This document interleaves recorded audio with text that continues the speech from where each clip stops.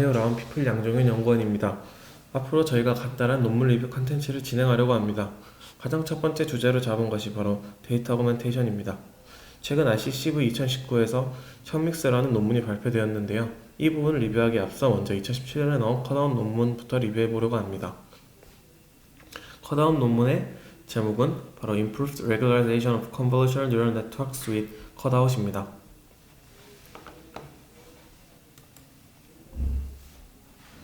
CNN의 representational power가 증가하게 되면 오버피팅의 위험성 또한 증가하게 됩니다. 이 경우 일반화가 잘 되지 않는 문제가 발생하는데요. 이러한 오버피팅을 방지하기 위해서 다양한 regularization 테크닉들이 적용되어져 왔습니다. 이 방법들에는 데이터 어그멘테이션이나 액티베이션, 파라미터, 데이터의 노이즈를 추가하는 방식들이 있습니다. 컴퓨터 비전에서는 데이터 어그멘테이션이 적용이 쉽고 효과적이기 때문에 널리 사용되어져 왔습니다. 노이즈를 추가하는 방식 중에서 가장 유명한 것 중 하나는 바로 드랍아웃입니다. 본 논문에서는 드랍아웃과 비슷한 방식으로 노이즈를 추가하게 되는데요. 여기서 두 가지 차이점이 존재하게 됩니다. 먼저 첫 번째로 유닛들이 CNN의 중간 피처 레이어에서 드랍되는 것이 아니라 인풋 레이어에서만 드랍이 되게 됩니다. 두 번째로는 드랍아웃에서처럼 무작위로 개별 픽셀들을 드랍시키는 것이 아니라 인풋에서 연속적인 영역에 대해 드랍을 시킨다는 점입니다. 이 방법은 네트워크가 이미지의 전체 컨텍스트를 조금 더 잘 활용할 수 있게 하는데요. 이는 그림을 보시면 더 이해하기 쉽습니다. 컷아웃의 실행 방법은 되게 간단한데요. 여기 보시면 이러한 이미지들에서 특정 영역들을 잘라내는 마스크를 씌우는 것이 전부입니다. 이러한 그림에서처럼 무작위로 영역을 자르기 때문에 예를 들어 개를 분류할 때 이전에는 개의 얼굴만 주로 보고 추론을 했었다고 하면 컷아웃을 사용하게 되면 개의 얼굴 부분이 잘려서 이미지가 들어갈 수 있기 때문에 개 전체 영역을 보고 추론을 하게 됩니다. 이를 통해 전체 문맥을 좀 더 잘 활용할 수 있게 되는 것입니다.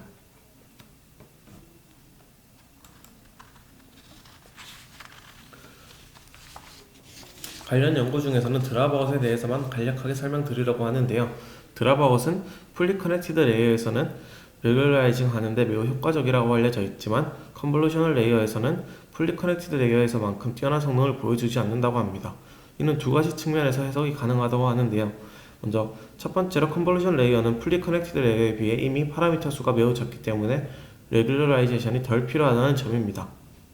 두 번째로는 이미지에서 인접한 픽셀들은 같은 정보를 공유한다는 점입니다. 인접한 픽셀들 중 하나가 드랍되더라도 주변에 드랍되지 않은 픽셀들을 통해 그 정보가 전파되기 때문입니다. 따라서 컨볼루셔널 레이어에서 드랍아웃은 노이즈한 인풋에 대한 로버스트니스를 증가시켜주는 효과만 발생한다고 합니다. 컷아웃은 CNN에서 적용할 수 있는 간단한 레귤라이제이션 테크닉 중 하나입니다. 인풋 이미지에서 연속적인 영역을 제거함으로써 데이터셋에 있는 샘플들의 부분적으로 오클루드된 버전의 이미지를 만듦으로써 데이터셋을 효과적으로 어그멘팅 해주는 방식입니다. 컷아웃은 인풋 스페이스에서 드랍아웃의 확장판으로 볼 수도 있는데요. 그러나 스페셜 프라이어리 적용된다는 점이 특징입니다. 앞서도 언급되었지만 컷아웃은 모델로 하여금 이미지 전체 컨텍스트를 조금 더 고려할 수 있게 합니다. 따라서 특정 부분만 보는 것이 아니라 이미지 전체를 볼 수 있게 되게 됩니다.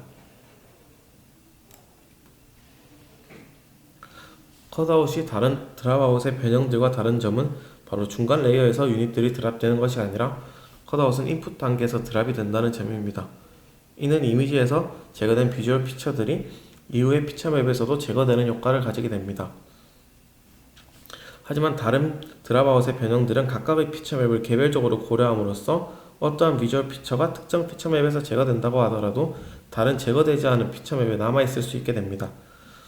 이 경우 인풋 이미지에 대한 노이즈한 레프레젠테이션을 생성한다는 측면에서 네트워크가 노이즈 인풋에 대해 조금 더 로버스트하게 되게 됩니다. 앞서 언급드린 점을 고려했을 때 컷아웃은 드랍아웃보다는 데이터 어그멘테이션에 좀 더 가깝게 볼 수 있다고 합니다.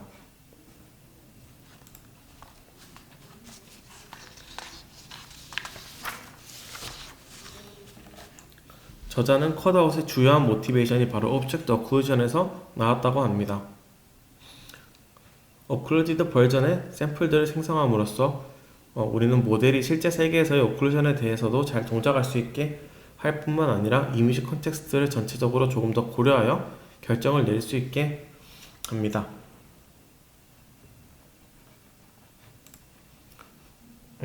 여기 오른쪽에 그림을 보시면 알겠지만 컷아웃의 초기 버전은 앞서 보여드렸던 정사각형의 마스크를 씌우는 것이 아니라 이렇게 특정 영역들을 제거하는 것으로 개발되었다고 합니다. 컷아웃은 원래 중요한 비주얼 피처들을 없애는 방식으로 개발되었는데요. 이를 위해서 각각의 에포크마다 데이터셋의 개별 이미지들에서 가장 액티베이트된 피처맵을 저장하고 그 다음 에포크에서는 저장된 피처맵을 인풋 레졸루션으로 업샘플한 후 민 피처맵 밸류로 스래시홀딩을 하여 바이너리 마스크를 얻어서 이를 원래 인풋 이미지에 오버레이 시킨 후 CNN에 넣어 주었다고 합니다. 이렇게 만든 이미지가 바로 여기서 보실 수 있는 이미지들인데요. 이 방식은 잘 동작했으나 저자들은 실험을 통해서 고정된 사이즈 영역을 무작위로 제거하기만 하여도 이 방식을 통해서 얻는 성능과 비슷한 성능을 얻을 수 있다는 것을 발견했다고 합니다. 컷아웃은 앞서 그림에서도 봤듯이 고정된 사이즈의 제로 마스크를 인풋에 적용하기만 하면 됩니다. 저자들은 실험을 통해 컷아웃 영역의 모양보다는 사이즈가 더 중요한 하이퍼 파라미터라는 것을 알아내었다고 하는데요. 따라서 좀 더 간편하게 적용하기 위해 모든 실험에서 정사각형의 패치만을 사용하였다고 합니다.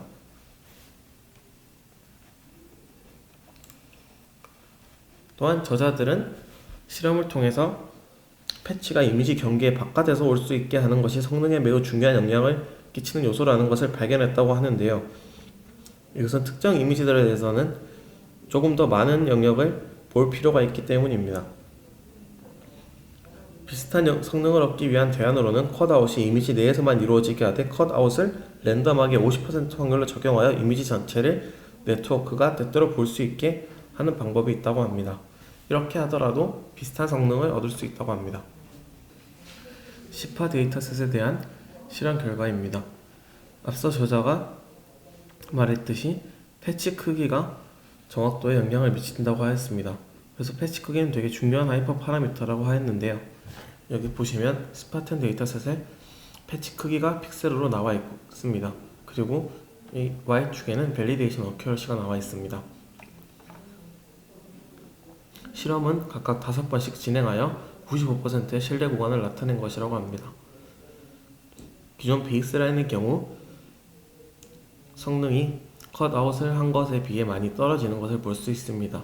시파10 데이터셋에서는 픽셀 사이즈가 16개일 때, 즉 16x16 마스크를 씌웠을 때 가장 뛰어난 성능을 보였다고 합니다.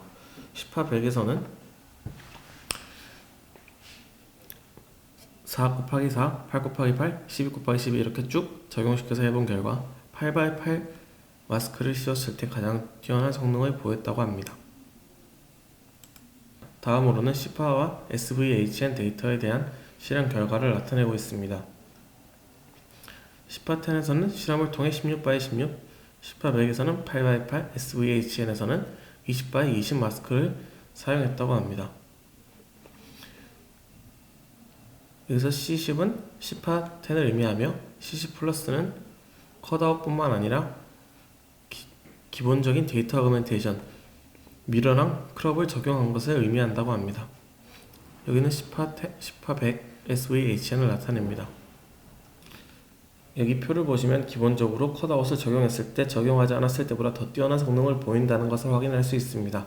레지넷 18의 경우 4.72에서 3.99로, 와이드 레지넷에서는 3.87에서 3.08로, 쉐이크 레귤라이제이션을 사용하였을 때는 2.86, 여기에서 컷아웃까지 사용하였을 때는 2.56의 정확도를 얻을 수 있었다고 합니다.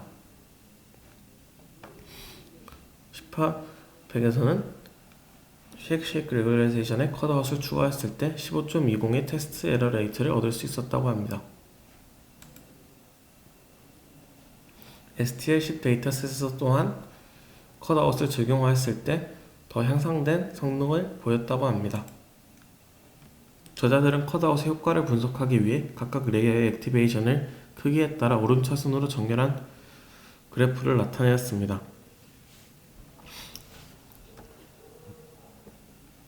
얕은 레이어에서는 베이스 라인이 빨간색을 의미하며 파란색이 컷아웃을 적용했을 때 액티베이션을 나타내는데요. 얕은 레이어에서는 픽처 액티베이션이 전체적으로 제너럴하게 증가가 있음을 확인할 수 있습니다.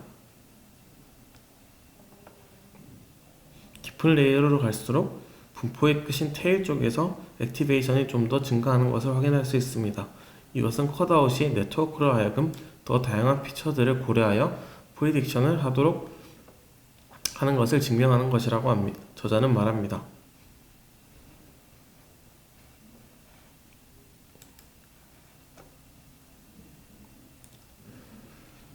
마지막으로 결론입니다. 컷아웃은 원래 뒤쪽 레이어에서 큰 액티베이션을 보이는 비주얼 피처를 제거하는 방법으로 개발되었습니다. 이는 네트워크가 조금 덜 중요한 피처들에 또는 덜 프로미넌트한 피처들에 포커스하게 할 수 있게 하기 위함이었습니다. 하지만 저자들은 실험을 통해 이미지에서 랜덤하게 정사각형의 영역을 마스킹하는 것만으로도 동일한 성능 향상을 얻을 수 있다는 것을 알아내었고, 이 간단한 버전의 컷아웃을 제안하게 되었습니다. 그리고 이 간단한 컷아웃은 현존하는 데이터 어그멘테이션이나 레귤러라이제이션에 추가적으로 적용될 수 있습니다.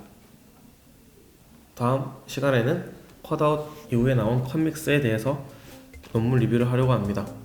기존 컷아웃이 뛰어난 성능을 보였지만 이는 클래시피케이션에 대해서 한해서였습니다. 디텍션으로 갈수록 컷아웃을 이용해 프리트레인한 네트워크를 쓰면 더 성능이 떨어지게 되었는데요. 컷믹스의 저자들은 이를 해결하기 위해 컷아웃이 아닌 컷믹스라는 방법을 제안하게 되었습니다. 다음 시간에 컷믹스 논문 리뷰로 다시 찾아뵙도록 하겠습니다. 감사합니다.